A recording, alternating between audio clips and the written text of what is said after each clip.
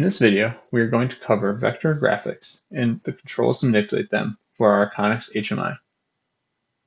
We can use GraphWorx controls to transform, layer, align, and combine elements on our canvas. We are going to cover each of these functions in GraphWorx configuration mode. The first example will be transforming an object on our display. I have an image of the Iconics logo. If we go to the Home tab of the tool ribbon, we see the Arrange section. In the top right of the section, we see 4 buttons: rotate left, rotate right, flip horizontal, and flip vertical. As I press the buttons, notice how our logo changes in relation to the axes. The second example is layering objects on our canvas. When I select the object, the Send Object Backward and Bring Object Forward buttons are available in the Arrange section. This changes the Z order of the objects on the display. Notice when I bring the maroon rectangle back and forth, its position in the Project Explorer changes. Also, the rectangle goes behind the label and then the blue rectangle. In addition to changing the layers of our objects, we can change the opacity of the object. With the object selected, notice the opacity property in the Common Style section of the Properties pane. As we decrease the opacity, notice our rectangle becomes transparent. We can also align objects on our canvas. This saves engineering time and lets the user create a more uniform display. To demonstrate the alignment features, I select 3 rectangles. In the Arrange section, we see an Align button that opens a context menu. The options in the menu change the Cartesian coordinates of the objects in relation to the other selected objects. If I align the center of the objects, notice how the blue and white rectangle align their centers with the maroon rectangle. In this example, the maroon rectangle is acting as the reference, so all selected objects align themselves in relation to the maroon rectangle.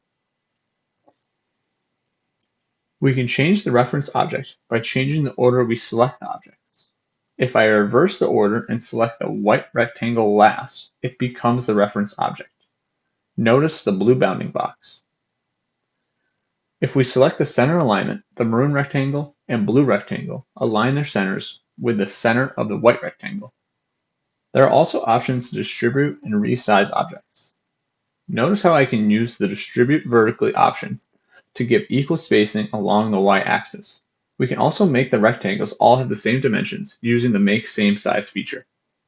An important note about the align features is that they all have keyboard shortcuts. The shortcuts reduce engineering time when creating the HMI displays. We can use the combine features to merge vector objects to make complex shapes. There are 6 combine options: Union, Intersect, Exclude, XOR, Append, and Append and Connect. Union joins the 2 objects into one path. The new path inherits the fill and line colors from the reference object. Like the alignment features, the reference object is denoted with a blue bounding box. Notice how changing the reference object changes the fill color of our path. Intersect keeps the area shared by the 2 objects. Exclude removes the interference of the reference object with all other selected objects.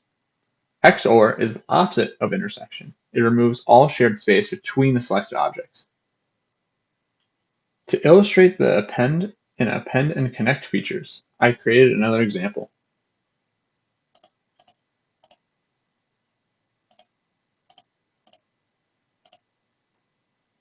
I have 2 groups of paths. In the top example, I'm going to select all the objects and append them. Notice how the lines now act as one path, but the lines remain unconnected. If I use the Append and Connect feature in the second example, we see that GraphWorx not only creates a single path, but fills in the gaps between the objects. Vector graphics let the user customize the displays for the Iconics HMI SCADA project. To save engineering time and improve the user experience, Iconics implemented several features to arrange and manipulate the objects.